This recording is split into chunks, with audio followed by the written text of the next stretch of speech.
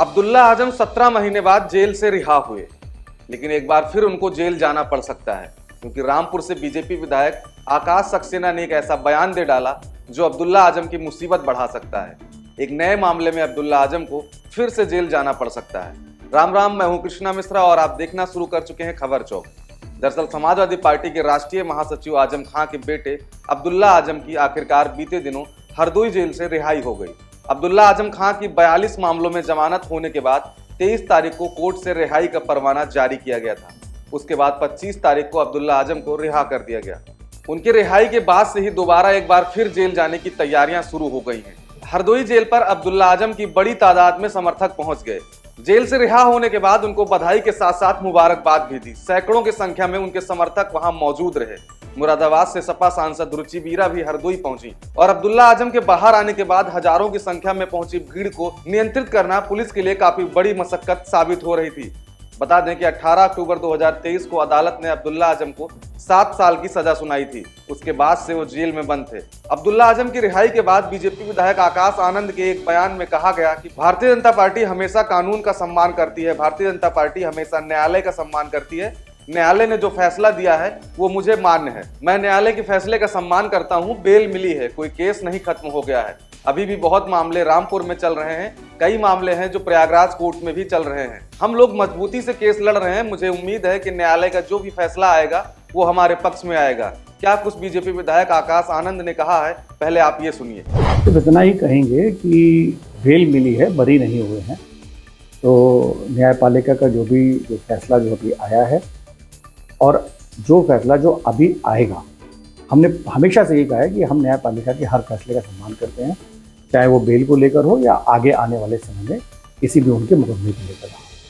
करीब 45 मामले उन पर दर्ज थे। हर मामले में 2-2 जमानती, करीब 90 जमानती जो थे उसमें लगे हैं।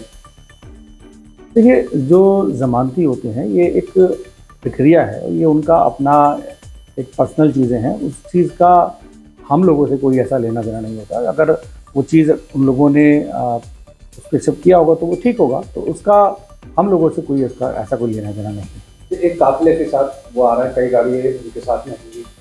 अब रही बात जो आपने काफिले की, तो उसकी जांच करवाएंगे कि कितनी उसकी गाड़ियां उस काफिले में अपराधियों की हैं, कितनी गाड़ियां माफियाओं की है।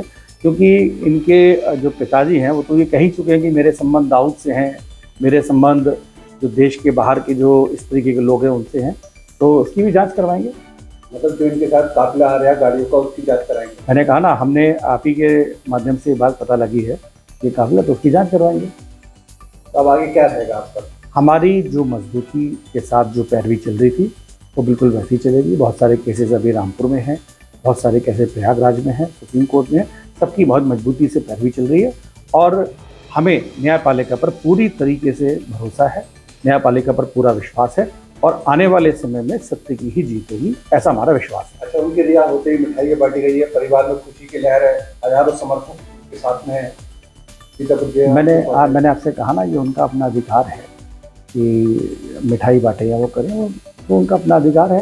बाकी अब आगे देखते हैं। मैंने कहा ना, मजबूती के साथ पैरवी चल रही है और पैरवी और मजबूती के साथ। तो आपने सुना कि किस तरीके से जो बीजेपी एमएलए हैं आकाश आनंद, उन्होंने कई सवालों को देखते हुए उन्होंने अपना बयान दिया है। उन्होंने कहा कि जिस तरीके से अब्दुल्ला आजम की रिहाई के बाद जो सैकड़ों की संख्या में वहां भीड़ पहुंची, उसमें कौन लोग शामिल थे, जो दर्जनों की संख्या में जो गाड़ियों का काफिला था, उस काफिले में कितनी जो है माफियाओं की गाड़ियां थी, ये सब जांच का विषय है। जांच होने के बाद सारी चीजें सामने आ जाएंगी। लेकिन जिस तरीके से अब्दुल्ला आजम की रिहाई के बाद सैकड़ों की संख्या में जो उनके समर्थक थे, जो उनको चाहने वाले थे, वो हरदोई जेल पहुंचे और अब्दुल्ला आजम को उन्होंने बधाई दी और साथ ही साथ अब्दुल्ला आजम हरदोई जेल से रामपुर के लिए रवाना हो गए।